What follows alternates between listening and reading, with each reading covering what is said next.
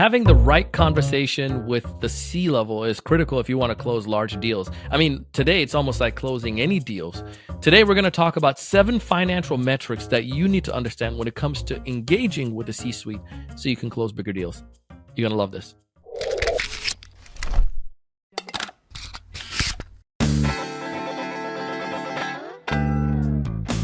Hey, everyone. Welcome to another great episode of the Sales Evangelist Podcast.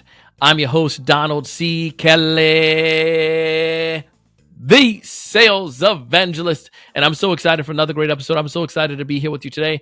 And on this episode, we have a fantastic guest. His name is David Graswick. David is the VP of Sales at an amazing company called Databook. You're going to learn about Databook in this conversation and the power of it. It helps you as a team to give you to enable you to have the right sales intelligence to make good conversation with executive teams. I mean, for the most part, salespeople go into a conversation with a C-suite hoping and praying and swinging above their weight level, hoping that they can just land something. But wouldn't it be better if you could land really good punches and to do it consistently? I mean, punches in a sense that people feel you know what they're talking about and that you can really help them. Well, Databook kind of helps you with that when it comes to having the conversation with the C-suite. Dave's going to give you some ideas today on what he recommends, some of those key metrics that you need to master. If this is your first time listening to our podcast or watching one of our videos, go ahead and subscribe. We would really appreciate that. We will make sure that you get the right content every single time we produce an amazing episode. Check out our sponsors. They have amazing offers that you can take advantage of. As we dive into this episode, listen to the things that David points out, those 7 key financial metrics, and see how you can use this in your conversation later today. David, welcome to the show. Donald, it's great to be here. We appreciate you having me. Of course, man. We had a wonderful conversation a little bit ago as we were planning out this episode. I feel that many sales professionals have a really difficult time, David, when it comes to having business conversation, like the understanding business acumen. And it's a challenge. Order takers tend to just get lucky, but true sales professionals who understand the language of business can really thrive, and especially financial understanding. Now, before we dive into this episode and we talk about some of these things, you're going to share some insight with us today. I would love for you to go a little bit deeper and give us a overview of what you do, David, and tell us a little bit more about the company. Yeah, so a little background, David Graswick. I'm the VP of Global Sales here for Databook. We are a sales intelligence platform. Essentially, we arm go-to-market teams with the ability to go and have those types of conversations like you just mentioned, the business level conversations. How do you speak the language of the economic buyers within the organizations that you're trying to sell to? We are arming go-to-market teams to not only identify the areas of weakness, but then connect it to their various solutions based on their propensity to buy at any given point in time, aligned also to what their management and their leadership team are talking about on a quarterly or monthly basis. And so then tying that back to, hey, here's the 3 specific use cases that align to driving, for example, SG&A margin improvement. That is really hard to do for a lot of go-to-market folks. You can identify the pain points, but then out of all the solutions in your bag, what are the things that are most important to that particular company at that given point in time? We help connect the dots and stitch that together and then arm these folks with a narrative that they can go take to those economic buyers and have an intelligent conversation. Come on. Good stuff. We're going to put the link down in the show notes so folks can connect back to you and some of the cool things you guys have to offer. I feel that almost every sales team should have work with you all, or have them in you all in their back pocket, because I feel that there's so much value that you can get from it. David, as we dive into this, I would love for you to maybe tell us, before we go into each of them, we know that there's some important metrics, but there's 7 financial metrics we identified before that we felt that salespeople need to be aware of if they're going to really try to build pipeline with the C-suite. Do you mind at least listing those things off? I know you just started talking about one of them, SG&A, but if you mind listing those things off, and then we can come back in and go into each of them briefly. Yeah. So, I mean, if you start to think about, if you're trying to engage with the CEO, CFO, COO, any of the C-suite, really, you're talking things they care about. What's the investor sentiment? Where does the street expect them to get to? What's the guidance? Where's their growth, right? From a revenue growth perspective, profitability becoming more and more important here with the economic climate that we're in: gross margin, back office efficiency, productivity, and then, like we mentioned, SG&A margin. And then, of course, you can get more granular into each one of those metrics and dovetail into, a little more detail as it relates to each one of those. But from a high level, those are kind of the seven that we've seen, that if you're talking at that level, you've got to be able to connect the dots with your solutions to those key metrics. And I think that's the key part there, connecting your solutions to their metrics. I can find, anyone could be like, McCall. That's what the parrots that talk, McCall, the one that repeats back. They can say, gross margin. Anyone could say gross margin, but do you understand how gross margin? How can you impact or help their gross margin?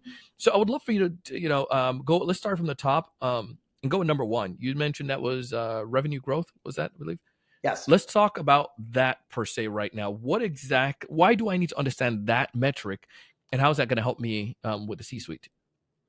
Well, when you're thinking about engaging executives, right, it's important to understand how are they performing in each one of those metrics compared to their peer group.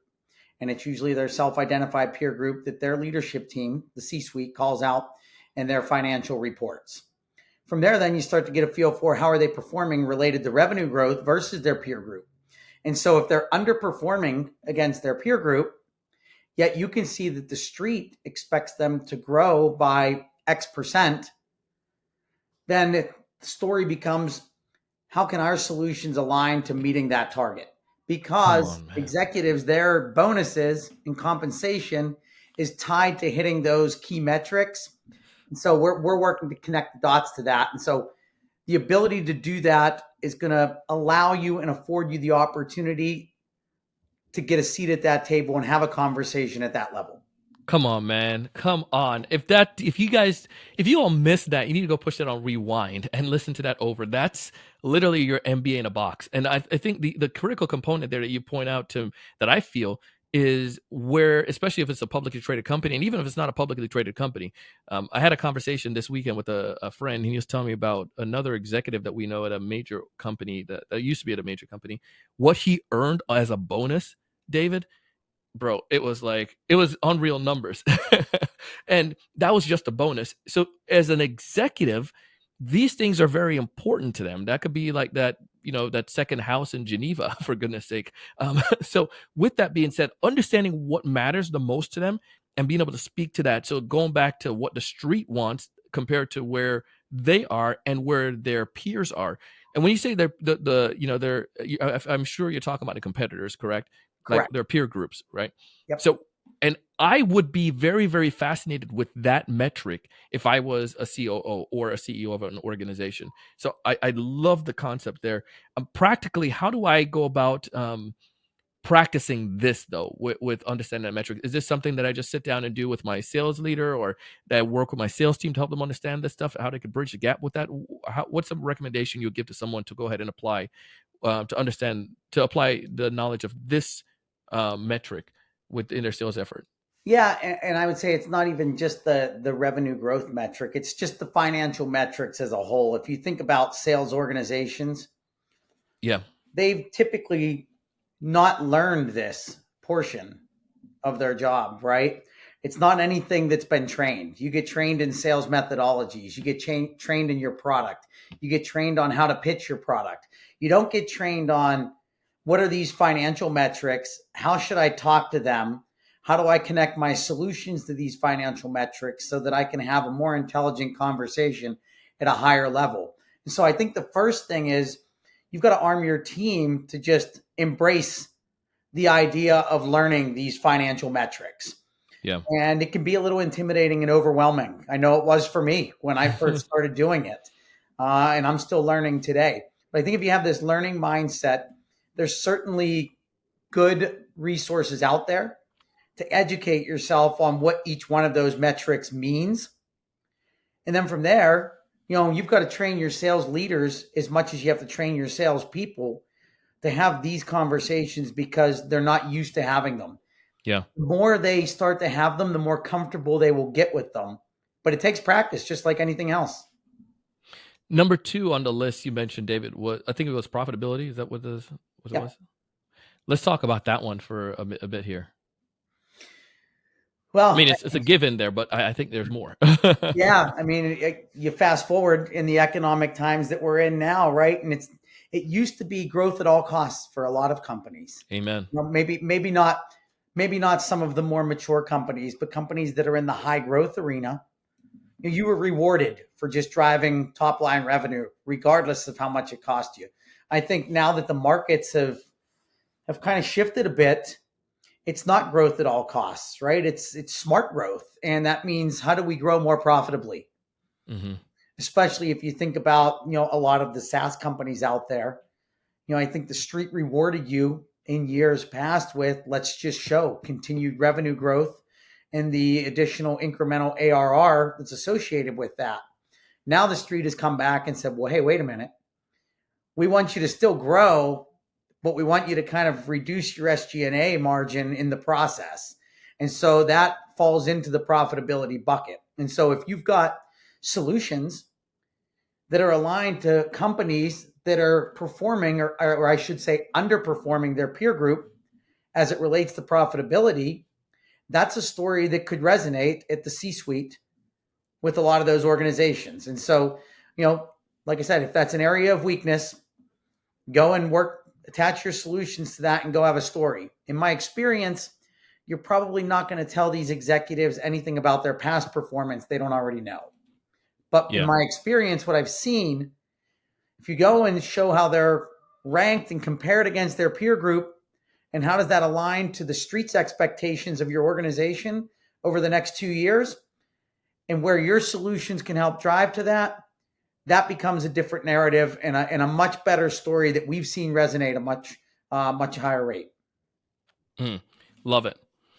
I think the third one was it SG&A was the third metric. Yeah. So break down SG&A. So for those who are like Donald, I don't know that acronym. So it's sales after sales growth and administrative expenses. Okay. And then, so basically that's anything it takes to go and sell your product. We'll edit real quick, guys. I know you know that from the top of your head, David, so we can go ahead and repeat that part again. So What's that? You can repeat what that is exactly again. So we can just, I know you were thinking there for a second, but I know you know it. So yeah. So we'll have our team edit. So in 5, 4, 3, 2, pick up. David's going to explain what SG&A is. Go for it, David. So sales growth and administrative expenses. Okay. So break that down for us. Why is that metric so critical? Well, so this is essentially all the expenses that are tied to selling your product, right? Versus gross margins, which is all the other expenses.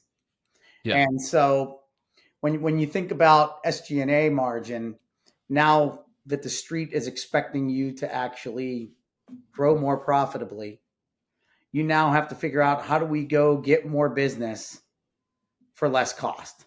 And that comes together in SG&A margin. And so if one of your customers or prospects is underperforming in that area, that's the story is can our solutions help them go do bigger deals in less time, right? That would help drive more profitable growth, which would reduce SG&A margin. Ooh, see, that's good to know. And I think, again, if somebody came to me and had a conversation around that type of topic as a sales professional, I mean, as a business owner, I'd be like, holy crap, they know their stuff. And therefore they're trying to help me to be able to succeed rather than just trying to get the next commission. You know what I mean? Yep. All right. So number 4, what was number 4 on our list there, David? Was that, I think we talked about back office efficiency or productivity. I think it was back office efficiency for 500. Yeah. So, I mean, that also ties back to when you start to think about, SG&A margin improvement, but you're thinking more along the line of services side of the business there. And how do you go and manage your relationships in a more efficient and effective way? How do I get that information though? Because I mean, some of these metrics, it probably won't necessarily readily be visible, especially if they're not a publicly traded company. How do I bring that up as I'm talking to an executive, or use this idea as I'm talking to an executive? Yeah, so it's a bit harder with private companies, right? They're Yeah. private for a reason. They don't want to share a lot of this information. Uh, there is ways though, if you can find who their competitors are, Hmm. and if they are publicly traded, you can start to make some correlations around how are they performing in these areas? Yeah. Are they underperforming? Are they overperforming? Are they investing in these types of areas? And you can use that information to create a hypothesis around the fact that they may be facing similar tailwinds or turbulence, depending on, what their competitors are doing. And you could use that to shape your narrative. Now, you always have to test that hypothesis with the executives that you're approaching, but you're coming in with an educated point of view. It may be the wrong one, right? Because you're doing it with the best of your ability as it relates to the information available to you. But in my experience, if you come prepared with that type of conversation, people are happy to correct you if you're wrong because they appreciate the fact that you've put in the effort to go do that. Yeah. It is. You can enter the party or enter the club because you sound like you belong in this club. You have the wrong color tie, but we can change it out. You know what I mean? Or Yep. wrong color t-shirt. You wearing a Hawaiian shirt today, Donald, but today is not the luau. But you show me you understand this club, and you can come in here, as opposed to, if I see a salesperson just struggling, like, we have a discount that we could offer you, that doesn't indicate you belong in this club with the C-suite. So I won't even let you in, or even give you the time of the day. Get bounced. All right. The next one was the number 5. So we just went over back office efficiencies. Yep. Number 5. Number 5 was productivity, Mm-hmm.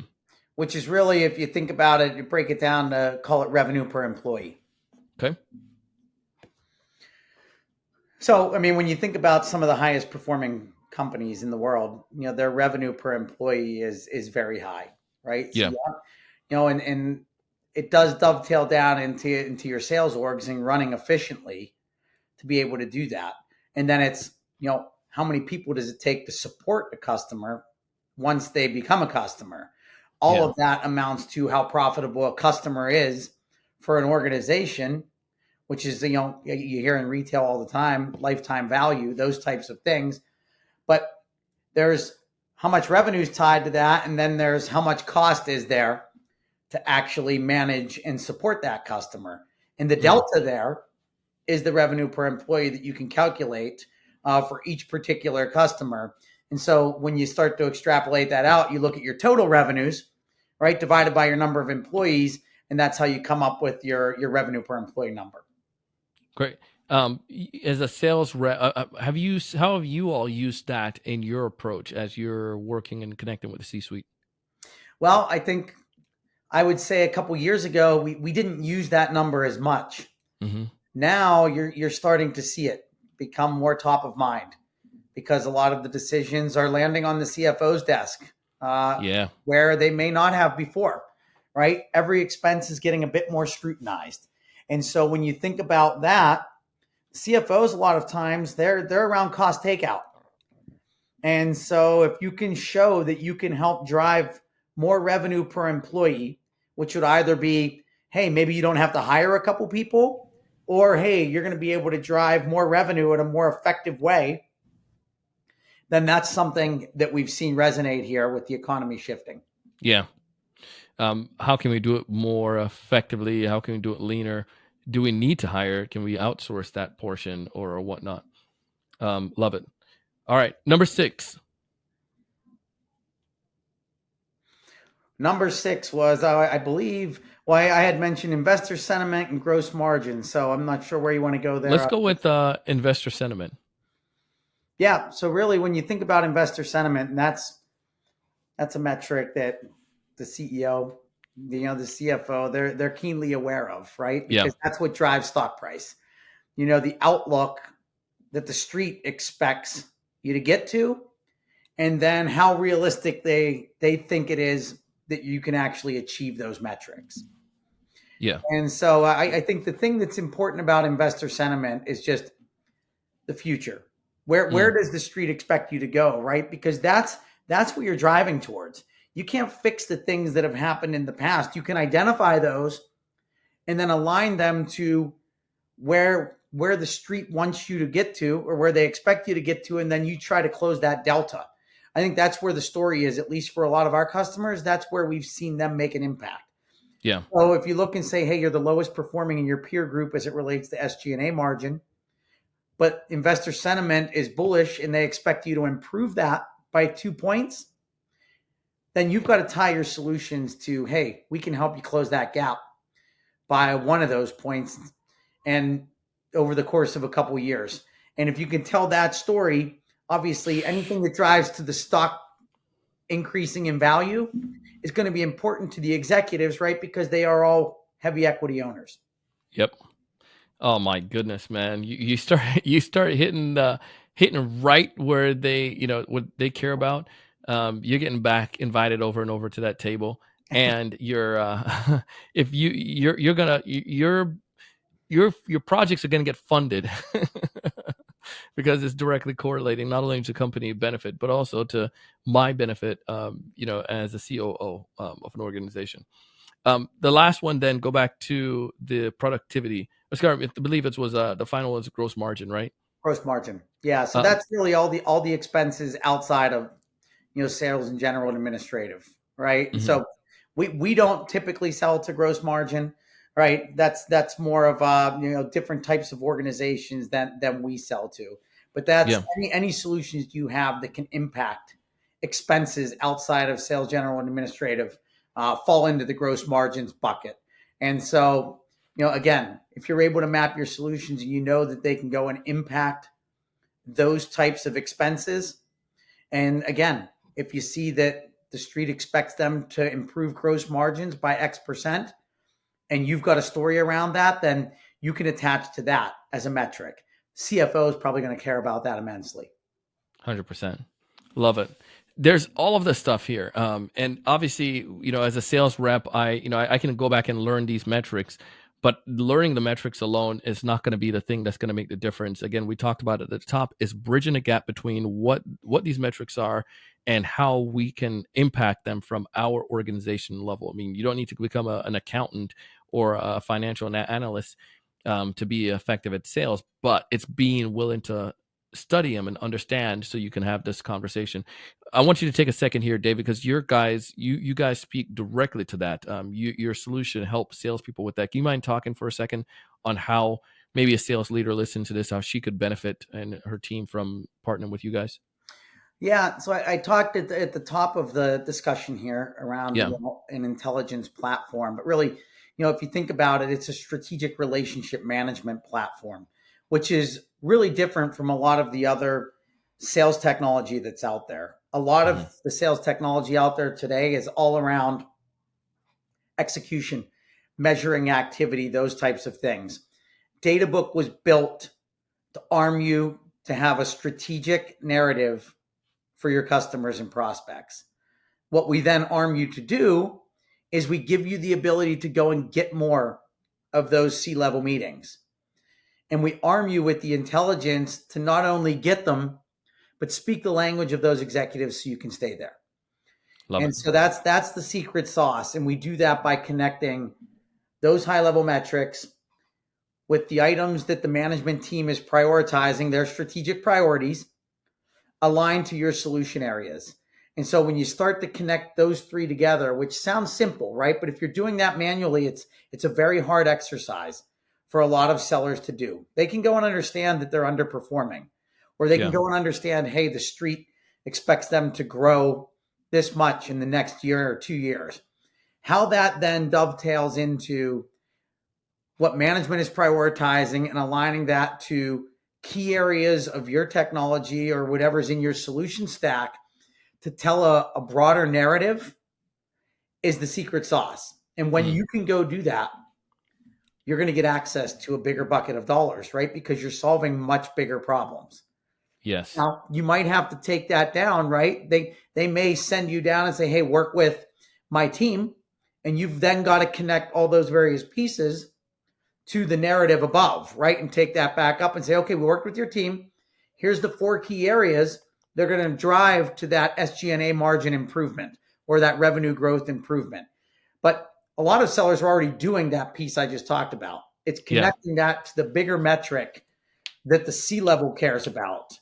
And that's really the secret sauce that we help connect the dots with for a lot of our customers. Love it, man. If folks want to get access to you or to connect with you guys, Databook, how did they go about doing so? Well, they can jump on our website, www.databook.com. That's probably the easiest way. Okay. And there's a contact form on there, and you can get a hold of us that way. You can certainly contact me directly if you'd like, 412-807-9119. Awesome. You could tell a good seller when they give out their phone number, so they want you to call them. That's it. David, I appreciate you taking the time to come on our show today, breaking down these metrics for us and helping us to improve our acumen. Thanks so much. Donald, thank you. Appreciate it. Hey, that was David Graswick. If you have not connected with him as of yet or checked out Databook, please go ahead and do so. We have links in the show notes. Tell David that you heard him here on the Sales Evangelist podcast, as well as check out our sponsors because they have some amazing stuff that you could take advantage of to help you and your team to perform at a higher level. We have cohort training programs, whether it's for our sales foundation, our LinkedIn prospecting that helps you to guarantee that you'll get at least 3 appointments per week using LinkedIn, or our business development program, or just one of our boot camps to help you when it comes to outreach or closing deals. We'd love for you to check those out. Find more information by visiting salesevangelist.com. As always, we want you to thrive. We want you to succeed. We want you to triple to 5x your sales pipeline. We want you to raise your level of thinking, double the number of deals you're closing, and most importantly, go out and do big things. Thank you so much for watching.